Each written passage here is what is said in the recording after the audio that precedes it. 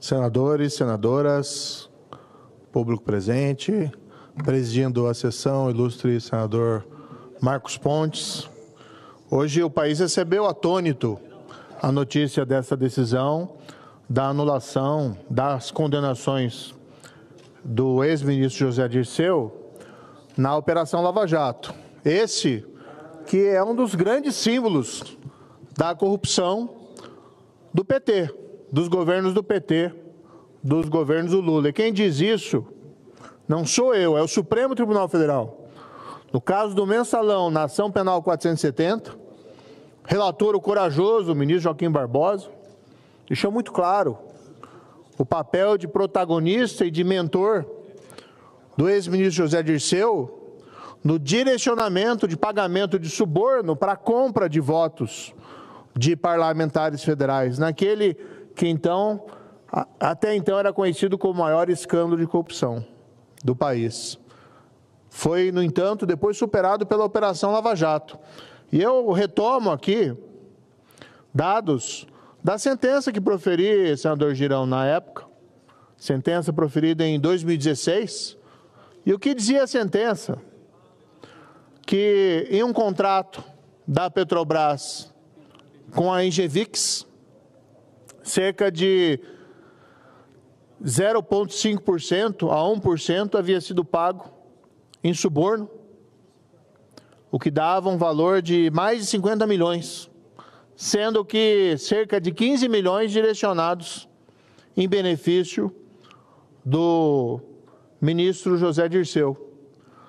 Quem diz isso não sou eu, não fui eu na sentença, porque a sentença, isso que se omite em todas essas anulações de condenações Lava Jato, todas essas sentenças confirmadas em segunda instância pelo Tribunal Regional Federal da 4ª Região. Essa, em particular, confirmada a condenação por corrupção no Superior Tribunal de Justiça. E, de repente, se cria uma fantasia, uma narrativa que não tem base fática nenhuma, de que teria havido alguma espécie de perseguição, de conluio, em relação ao ex-ministro José Dirceu. As provas, nesse caso, não se baseavam apenas na palavra de um colaborador, havia prova documental, havia um registro documental dos valores indo do contrato da Petrobras para pagamentos em benefícios do ex-ministro. Tanto era assim que eu me lembro muito bem, presidi a audiência, o ex-ministro não teve condições de negar que aquele dinheiro o tinha beneficiado. Mas para buscar evitar a condenação e criar um álibi, ele afirmou que era um empréstimo. Ele havia recebido empréstimo do intermediador de propina, de suborno, no caso da Petrobras. Claro que era um álibi que não sustentava. Primeiro porque não tinha contrato, não tinha dinheiro voltando, era só dinheiro indo para ele. Não era nada declarado em nenhum lugar. E, claro, também não correspondia à realidade dos fatos afirmado pelo intermediador de propina que fez o acordo de colaboração premiado. Agora, onde nós vamos chegar com essas anulações por decisões monocráticas? Aqui, diga-se, contrariamente ao parecer do Procurador-Geral da República, que disse: esse caso não tem nada a ver com o anterior, que era o caso do Lula, que eu também já me manifestei, a meu ver, um baita erro judiciário, que acabou resgatando o ex-presidente das suas condenações por corrupção, da sua responsabilidade, inclusive política, pelos esquemas de corrupção descobertos no Mensalão e descobertos na Lava Jato. Aqui falo responsabilidade política, porque aconteceram durante os governos dele. Mas agora se estende esse mesmo entendimento, com menos base ainda, com base fática nenhuma, uma narrativa fantasiosa que seria um passo para chegar ao ex-presidente Lula, e se beneficia aquele que o próprio Supremo Tribunal Federal identificou como mentor de um grande esquema de corrupção chamado Mensalão. Mas onde nós vamos chegar com isso? Quando se abdica da justiça, quando se deixa a integridade de lado, quando a honestidade é abandonada, onde nós vamos chegar? Nas últimas semanas, foi premiado com o Nobel de Economia pessoas como Daron Acemoglu, que tem livros escritos Por que as Nações Fracassam, e entre os temas que estão sendo tratados nesse livro, dele também com o James Robson, se fala que é importante para o crescimento econômico de um país instituições de qualidade. E entre essas instituições de qualidade, nós temos o império da lei, o chamado Rule of Law, que exige que as pessoas sejam tratadas de maneira igual, tanto para receberem os benefícios sociais, benefícios do Estado, mas também por responderem pelas infrações à lei quando assim agirem. Não há crime mais grave do que a corrupção, porque ela atinge a própria noção básica de sociedade, porque ela atinge os fundamentos da democracia, que é baseada na ideia de que os governantes têm que governar para os governados, e não na busca do seu interesse pessoal ou do seu enriquecimento pessoal. E quando a gente vê nesse governo Lula a política do vale tudo, que se abandonou por completo a prevenção e o combate à corrupção, que inclusive vitórias pretéritas no combate à corrupção vêm sendo sistematicamente demolidas, sem que hajam razões para tanto. A indagação é que onde nós vamos chegar com esse país?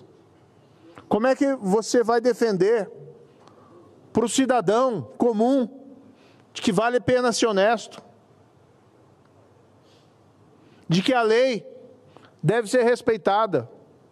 Quais são as bases e fundamentos que nós estamos construindo para esse país? Repito, ainda, e eu nego isso, ainda que nas minhas condutas houvesse algum vício, alguma parcialidade em relação a esse caso, que jamais houve, são fatos objetivos, reconhecidos de uma sentença, fatos, provas e lei. Essa sentença havia sido mantida pelo Tribunal da Quarta Região, pelo STJ. Nós vamos acreditar que todos estavam envolvidos, então, em uma gigantesca conspiração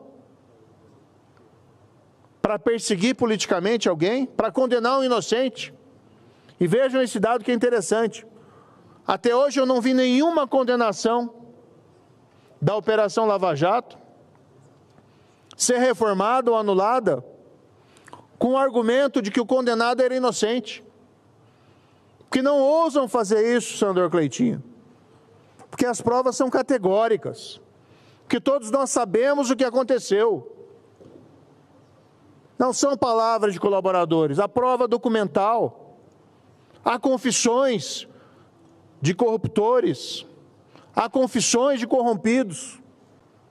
Outros países reconhecem esse trabalho. Recentemente ouvimos a notícia lá do Peru, condenação do ex-presidente Alejandro Toledo por ter recebido subornos da Odebrecht. Se fosse no Brasil, essa condenação seria anulada. Não porque o Alejandro é inocente, mas porque a justiça hoje está sendo posta de lado, com reconhecimento de vícios processuais que são inexistentes. E a nossa grande indagação é onde que nós vamos chegar com isso. Agora, nós estamos vendo a resposta. A resposta está vindo por meio do eleitor, da população, que sabe que isso tudo está sendo realizado sob as bênçãos do governo Lula. Que nós abandonamos o combate à corrupção, estamos destruindo as conquistas do passado, estamos falando para todo cidadão de bem que não vale a pena ser honesto. Isso ocorre durante o governo Lula. E o eleitor reconhece. No Paraná, O PT conseguiu 3 prefeituras em cidades pequenas, abaixo de 10 mil habitantes.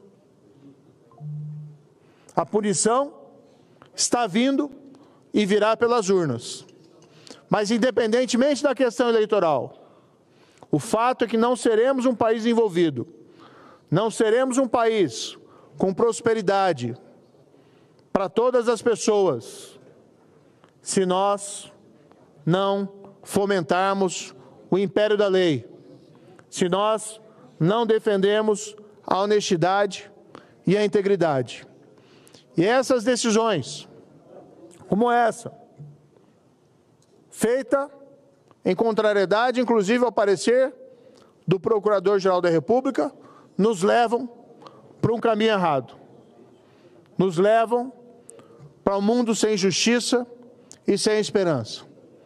Mas tenho certeza